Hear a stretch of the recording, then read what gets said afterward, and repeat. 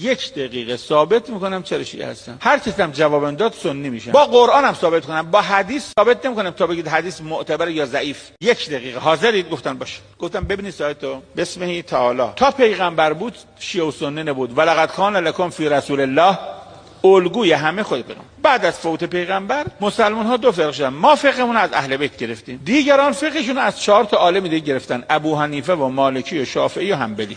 من که فقه ما از اهل بیت گرفتم 3 تا آیه دارم.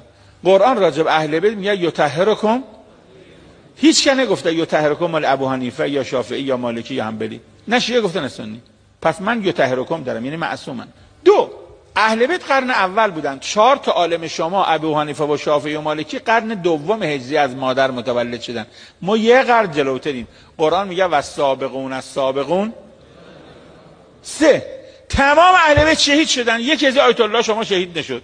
قرآن میگه فضل الله المجاهدین. 1 دقیقه متموم شد. اگر 1 آیه خوندید به چه دلیل دنبال ابو حنیفه و مالکی رفتید، من سنی میشم. و تو تلویزیون پاکستان هم اعلام میکنم که قرائتی شیعه اومد پاکستان سنی شد. آقا چند صد تا استاد دانشگاه وهابی همچی شدن. ما حرف داریم و استدلال هم داریم.